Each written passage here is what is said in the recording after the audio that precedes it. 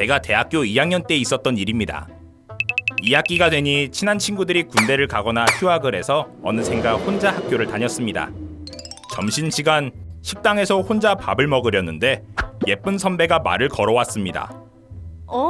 너 우리과 2학년 맞지? 전공 수업 때 봤는데 같이 밥 먹자. 아, 네, 좋아요. 예쁜 선배가 웃으면서 다가와 반가웠던 저는 선배와 금세 친해졌습니다. 선배는 저와 반대로 2년간 휴학 후 복학해서 동기들이 별로 없다고 하더군요. 그렇게 수업을 선배와 매일 같이 들으면서 함께 다니게 되었습니다. 선배는 워낙 예뻐서 얼짱으로 유명해 인스타그램 팔로워도 많았습니다. 함께 찍은 사진도 인스타에 올리고 선배와 많이 친해진 것 같아 속마음을 털어놓았죠. 언니는 예뻐서 좋겠다. 언니가 볼 땐 나 어디 하면 괜찮을 것 같아? 너 지금 성형수술 말하는 거니? 응, 나 쌍수만 했는데 안 예쁜 것 같아. 좀 더 해야 할까? 어머, 난 자연이라 수술 같은 거 모르고 관심도 없어. 정색하며 대답한 선배는 그날 이후로 달라졌습니다. 함께 찍은 사진에 샵 자연미인, 샵 노성형, 샵 성괴극혐 이런 태그를 달기 시작했죠.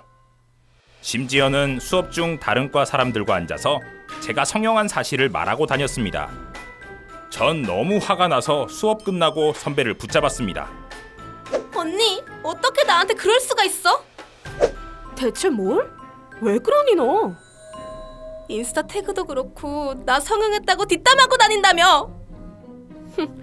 사실만 말한 건데 그게 뭐가 문제야? 역으로 화를 내며 선배는 그렇게 휙 가버렸습니다. 그 이후로 선배는 남학생들과 다니기 시작했습니다. 며칠 뒤 남학생들이 자리에 모여 있었습니다. 야, 이거 그 선배 얘기 아니야? 봐봐. 남학생들은 서로 휴대폰으로 인스타 사진을 돌려보고 있었습니다. 제 추천에도 그 사진이 올라와 있어 읽어보니 얼짱 선배가 성형하기 전의 사진과 장문의 글이 적혀 있었습니다. 글을 올린 사람은 선배의 고등학교 친구로 자연미녀 코스프레가 엮였다는 내용이었습니다. 얼짱 선배가 뒤늦게 들어오자 모든 사람의 이목이 집중됐습니다. 선배, 성형 안 했다고 하지 않았어? 남학생들의 질문이 이어졌고 선배는 얼굴이 하얗게 질려 강의실에서 바로 뛰쳐나갔습니다. 인스타에 게시글 관련한 댓글이 도배되었고 선배는 자신의 계정을 삭제했습니다. 결국 선배는 학교도 자퇴했고 덕분에 저에 대한 소문도 전부 사라져서 지금은 학교를 잘 다니게 되었습니다. 제가 막 고등학교 1학년이 되었을 때의 일이에요. 저희 학교는 외지에 있어 전학년 모두 기숙사 생활을 해야 했습니다. 저는 생애 첫 기숙사 생활에 어떤 룸메를 만나게 될까 너무너무 궁금했습니다. 입학 전날 기숙사에 도착했는데 아직 룸메는 오지 않았더라고요. 짐을 다 풀고 나서 깜빡 잠에 들었는데 누가 제 다리를 툭툭 건드리며 깨웠습니다. 눈을 떠보니 저와 함께 생활할 룸메가 활짝 웃으며 인사를 건네더라고요. 안녕? 반가워. 나는 김룸메야.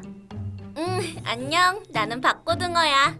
그날 밤 저희는 지칠 줄 모르는 수다를 떨며 친해졌습니다. 그렇게 입학을 하고 평범한 나날들이 지나갔습니다. 룸메랑은 다른 반이었는데 항상 야자 끝나기 전에 톡으로 아이스크림 먹고 싶지 않아? 떡볶이 먹고 싶다잉 맞지? 등등 물어보더라고요.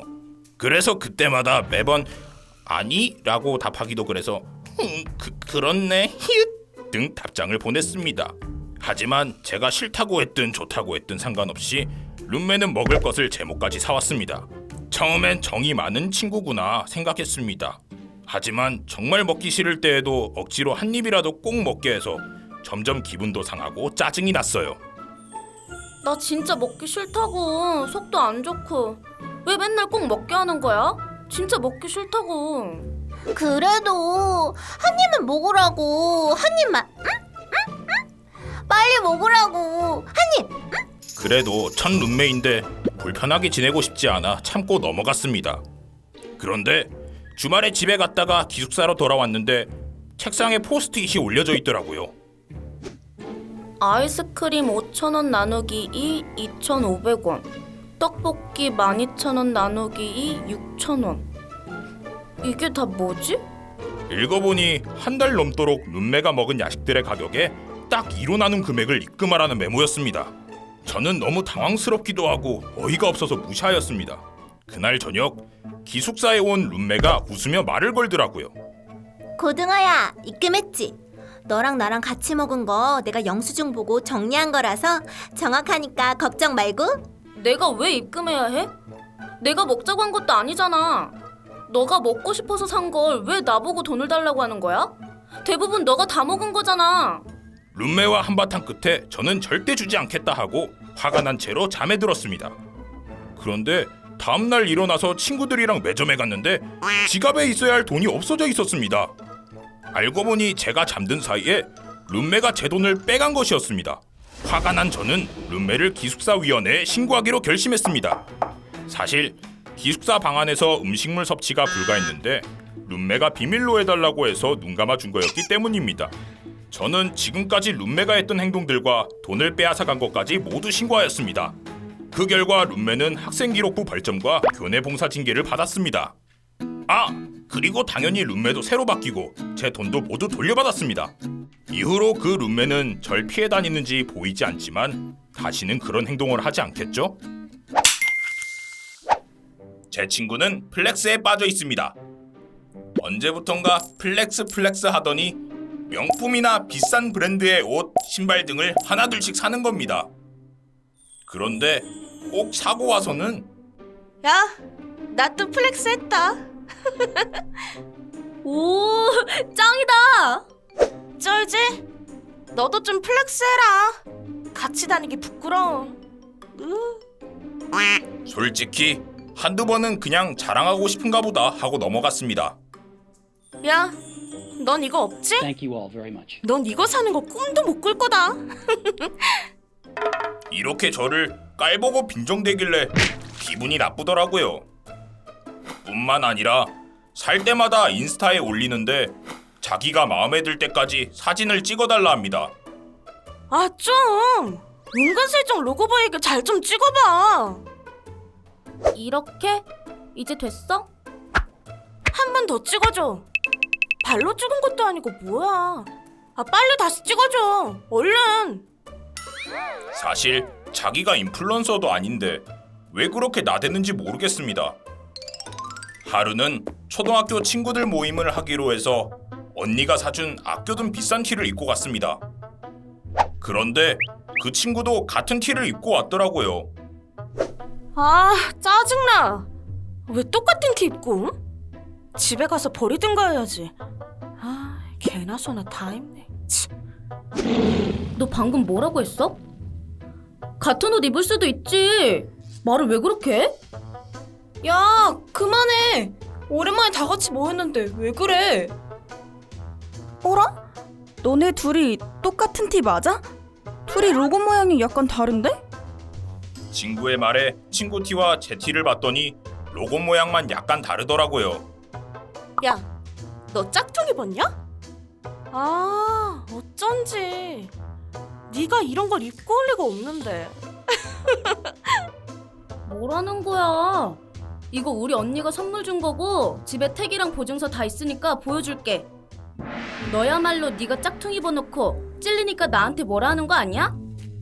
에이, 설마. 맨날 인스타에 플렉스하고 올리는 거 봤는데? 아니겠지. 당연히 아니지. 야, 너네 딱 보면 몰라? 얘가 이런 걸 입을 수 있겠냐고. 얘들아 이것 봐! 땡땡이가 찐인데? 야, 맨날 플렉스 거리고 나한테 뭐라고 하더니 개나 소도 입는 걸 넌 짝퉁을 입냐? 친구는 저와 친구들의 말을 듣더니 점점 얼굴이 빨갛게 되더라고요. 그러다 나가버리더니 이후로 연락도 없습니다.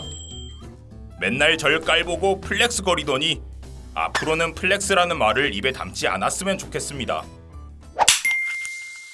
학원 친구 중에 얼굴이 길쭉한 여자애가 있습니다. 양 볼에 뾰루지가 송송 나서 별명이 오이였습니다. 안녕! 같이 열심히 공부하자! 난 오이라고 해! 오이 너에게 내 옆자리를 허락해주지. 저한테 말도 걸며 친해지려고 애쓰는 것 같았죠.